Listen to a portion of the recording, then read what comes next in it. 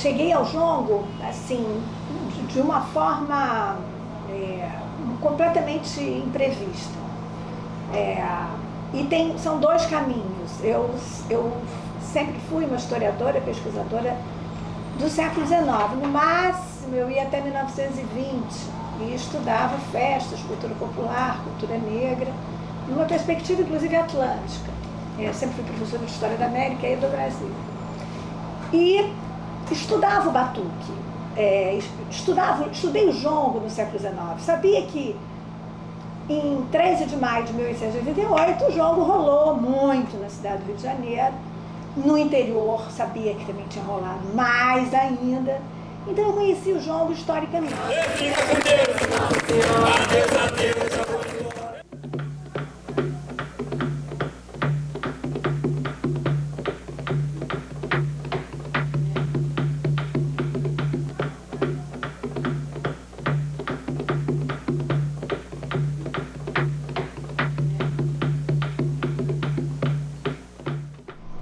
No início, em 99, acho que o ano foi 99, o marco disso, a Hebe e a Ana Lugão Rios, que são duas historiadoras, a Ana Lugão já faleceu, elas foram convocadas pelo INCRA para fazer o laudo de um quilombo chamado São José da Serra. Aqui, naquele momento, a regulamentação da Constituinte de 88, que aliás tem a ver também com o patrimônio, tanto a lei do patrimônio como a lei do direito à terra quilombola, elas são lançadas juntas em 88, só que a legislação disso, até isso se tornar decreto, como é que faz, como é que não faz, é ao longo da década de 90, tanto que a lei do patrimônio imaterial é de 2000. E a regulamentação quilombola vem a ser de 2003, inclusive, a segunda regulamentação. Mas então a Ana e a Hebe, que sempre foram minhas companheiras de pesquisa, se eu estudava festa, eu sempre estudava festa na perspectiva da luta contra a escravidão, a festa como uma luta dos escravizados pelos seus direitos. Quer dizer, além da luta pela liberdade, a luta pelo direito à festa no século XIX foi uma pauta importantíssima de luta dos escravizados. E eu, então, trabalhava com elas, que elas estudavam a escravidão no Vale do Paraíba, Rio de Janeiro também. A gente sempre trocava muito. E na cidade do Rio de Janeiro também. Aí, naquele momento que está se dando a virada dessa luta quilombola e como trabalhar essa ideia de quilombo contemporâneo. Dentro de uma concepção muito diferente do que o quilombo histórico, aquele que lutava contra a escravidão. Nós não temos mais escravidão, então era uma luta, era um outro tipo de luta. Muito parecido com o patrimônio, né? Que não era mais folclore, era patrimônio. E aí, nesse momento, quando Ana e Hebe foram contratados pelo INCRA para dizer se o São José da Serra era quilombo mesmo, naquela época ainda havia essa discussão, é quilombo mesmo, no fundo, o que elas foram fazer? Contar a história daquela comunidade, para entender o que elas estavam reivindicando e se elas tinham direito a essa reivindicação. E, evidentemente, o laudo delas acabou que foi a Hebe que fez, junto com uma antropóloga, e emerge, nesse momento, na hora desse laudo, emergem duas forças muito grandes. A família escrava, a descendência daquela família escrava no século XIX, que hoje era uma extensa família de descendentes de escravizados, que tinham a memória da escravidão, a memória do cativeiro, como uma identidade, uma memória muito estruturante da sua vida, e o jongo. Era a outra força vital daquela comunidade negra do Vale do Paraíba. E o jongo também estruturava aquela comunidade, todos os laços familiares, os laços identitários e a luta pela terra. Quando a Hebe volta de uma das missões lá do quilombo São José da Serra, ela vira para mim e diz: Marta, o jongo não morreu. Muito interessante. Lá em cima tem meu pai, num tronco tem minha mãe, num braço tem minha avó, no outro tem minha tia, meu pai. Eu disse que lá em cima mora meu pai, no tronco mora minha mãe, num galho mora minha avó, no outro mora minha tia, meu povo. Agora quero ver quem derruba o pau, sem mexer com a minha família. Quero ver quem derruba o pau, sem mexer com a minha família, meu povo. Daí eu juntei a uma pesquisa do século XIX, que era sobre os batuques, sobre os jongos do século XIX, e essa emergência do jongo contemporâneo nos anos 90 e 2000, e uma emergência de uma luta cultural que se articulava a uma luta pela terra, uma luta contra o racismo. E aí eu passo a pesquisar o jongo no tempo presente, como eles contam a história do jongo, como é a memória do jongo e dos jongueiros, e volto a tentar fazer uma história do jongo a partir do século XIX e ao longo do século XX. Em 2005, que é aí que eu me encontro com a Elaine Monteiro, a gente está lançando o primeiro filme, que é Memórias do Cativeiro. A minha bisavó, a mãe da minha avó, que é a mãe da mãe do meu pai.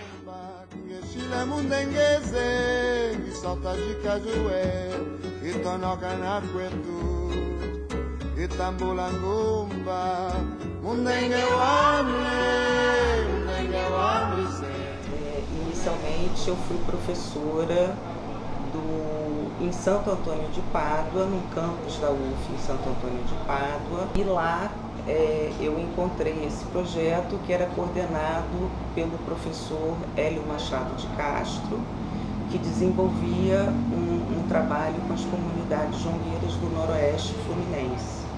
Esse trabalho cresceu, foi divulgado, né, esse projeto dos encontros de jongueiros, reuniu várias comunidades da região sudeste e em 2005, né, quando o jongo é registrado como patrimônio imaterial, isso foi resultado desse processo de organização das próprias comunidades.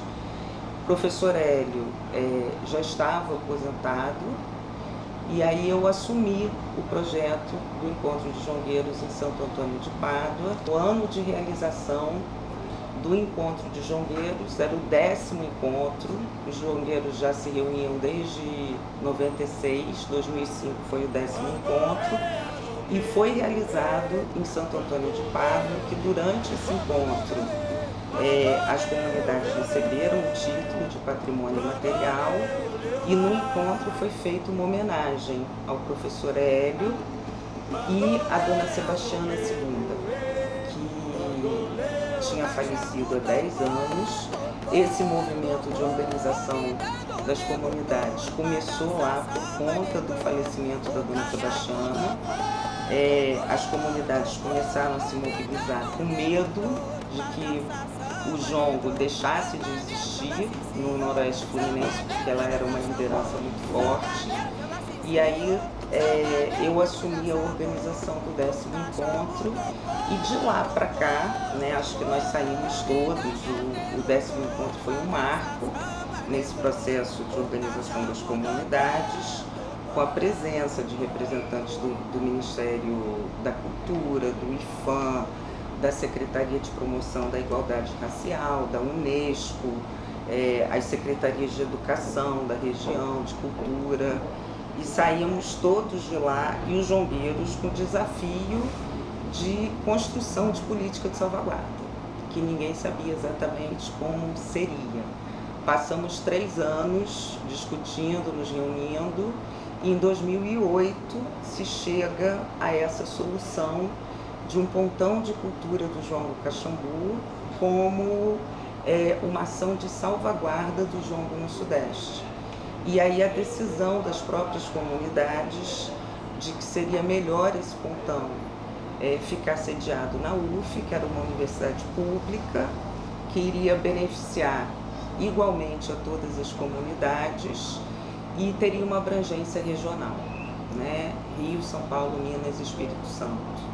Então, de 2008 para cá, né, eu assumi a coordenação E aí foram desenvolvidas várias ações de articulação, de organização, né? E a gente trabalha muito com o princípio, né, das metodologias participativas de pesquisa. Foi todo um processo de construção junto com as comunidades dos conceitos mesmo, do que é o patrimônio material, a salvaguarda, quais seriam as ações de salvaguarda, esse trabalho que a gente vem desenvolvendo até agora.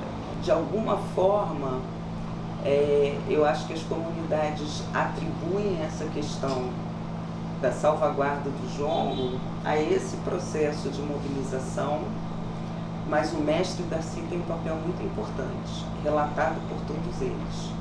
Foi o mestre Darcy que deu visibilidade ao jongo, que vai para a universidade, que vai para o Rio, né?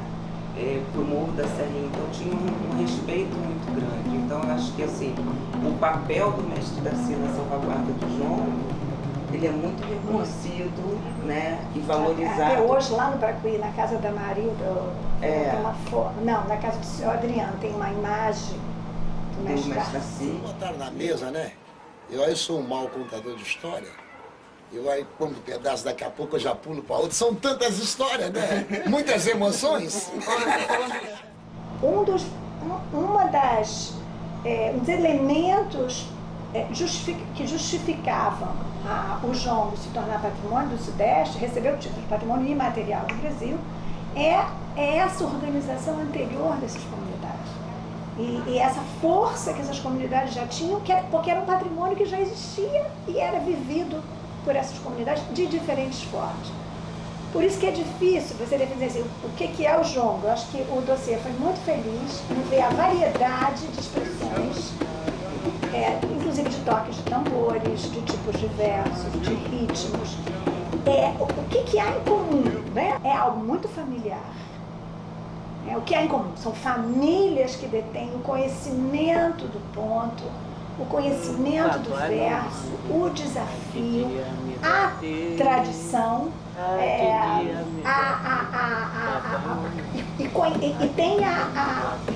e passam, né? E sabem passar, e conhecem a força política e religiosa.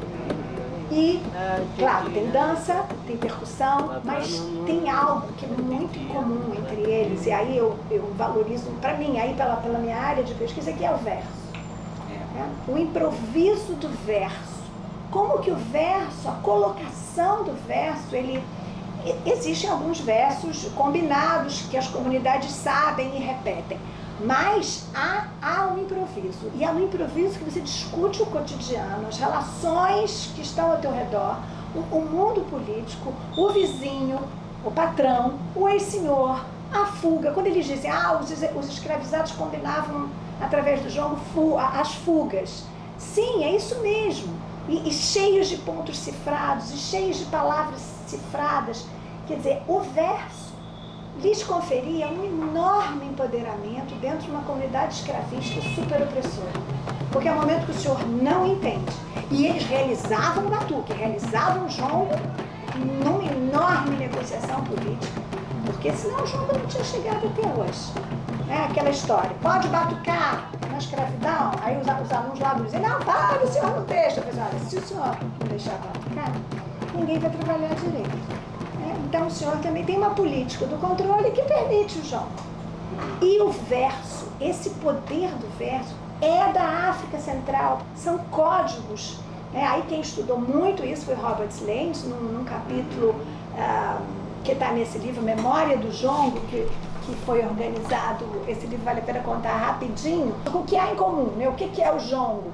Porque é um patrimônio afro... Ele fala, eles partilham de uma mesma visão de mundo. Isso, é uma visão de mundo. E todos os jongueiros hoje são descendentes diretos de africanos que vêm da África Central. Você faz uma genealogia rápida.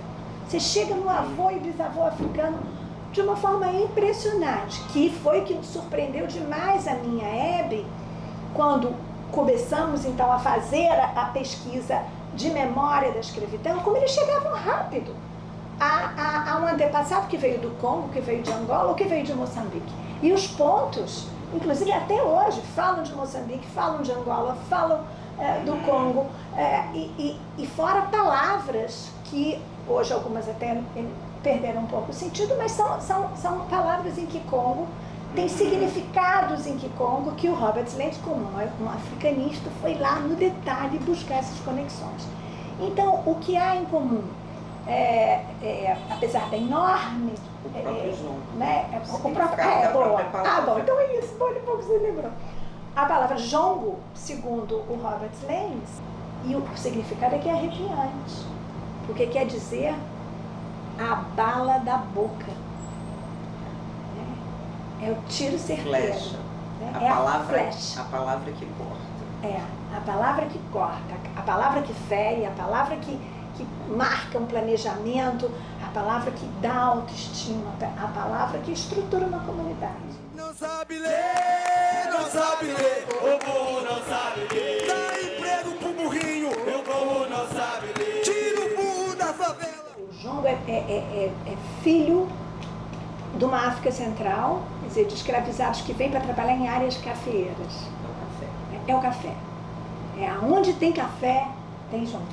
Aonde tem tráfico, aonde tem tráfico de africanos que vêm da África, todo esse litoral de São Paulo ao Espírito Santo tem jongo, porque é onde os africanos estavam chegando no tráfico ilegal, inclusive. Que a África Central tem toda uma forma de viver, de pensar, de se expressar, tem uma cosmogonia, né, muito própria, que eles partilham. São línguas diferentes, são culturas diferentes, mas eles partilham determinadas formas de ver o mundo, formas de ver os animais, que um deles é o complexo da aventura-desventura. O mundo se transforma através da palavra, através de determinadas práticas familiares, e o culto aos antepassados. O culto aos antepassados é fundamental. Toda hora para entrar no jongo você pede permissão aos jongueiros velhos. São jongueiros velhos que têm a sabedoria do jongo e que te permitem, né, continuar o jongo. Eu acho que a partir desse trabalho muitas questões mudaram, mas há questões estruturais da sociedade brasileira que são difíceis de mudar, né? E não é só o título de patrimônio, né, o desenvolvimento de um projeto na área de cultura que vai mudar a realidade. A gente está falando de comunidades negras, né, em sua grande maioria rurais, né, ou de cidades pequenas do interior, que tem muitas dificuldades, né, como em geral as comunidades negras nesse país. Então, eu acho que existe essa dimensão. Agora, acho que essa relação da universidade com as comunidades potencializou esse processo de resistência, de articulação, de organização que elas já tinham. E uma das principais reivindicações das comunidades era esse reconhecimento local, né? Porque, assim, acho que uma coisa que o título traz é o reconhecimento. E o reconhecimento é importante. Mas uma das questões era, nós somos patrimônio imaterial do Brasil, mas nós não somos valorizados na nossa própria cidade. Os escravizados foram escravizados ilegalmente. Você imagina isso? Mais de 1 milhão de pessoas foram escravos sem serem. Eles não podiam ter sido. Então, uma escravização ilegal, mais do que nunca, merece uma reparação sem tamanho. E essa ideia de reparação, a política patrimonial vem juntar nessa luta. É a luta contra o racismo, é a luta pela reparação, a reparação de uma escravidão que nunca foi reparada, do direito à terra, do direito à cultura. Então faz parte de uma luta política que, por mais que eles... Estamos num momento de muito retraimento, né? Eu tenho a certeza que eles não vão esquecer, sabe? A sensação forte que eu tenho é que acho que todos estão se recolhendo um pouco. Mas e todos nós nos transformamos, nós formamos já centenas de alunos que hoje reconhecem esses detentores com um enorme saber, um saber cultural, um saber histórico, um saber fazer e de uma memória que é importantíssima para a história do Brasil, que era uma história que não estava contada. Então, eles são detentores de uma história que os historiadores ainda estão correndo atrás para escrever. Então eu pensei assim, agora é a hora de vestir a camisa mesmo. De falar, não, ó, sou negra, sou jongueira, o cabelo é duro mesmo, não tem como, sabe? E mostrar assim que eu gosto do que eu faço. A gente passa por muitas barreiras. Então se a cada barreira forem componentes forem ficando junto com os obstáculos, vai chegar lá na frente e não vai ter mais ninguém. É uma responsabilidade que você tem que ter. É difícil, é. A gente passa por muito preconceito, passa. Mas se a gente abaixar a cabeça, não adianta nada. Você tem que ter na cabeça que somos negros, temos que lutar. E dá mais por um grupo, assim, dá mais pelo jongo, que é uma coisa que já vem desde lá, dos escravos até hoje. Eu nasci lá em Angola, Angola que me criou. Eu sou filho de Moçambique, ai meu Deus do céu, eu sou negro, sim senhor. Lê, lê, lê, lê, lê, lê.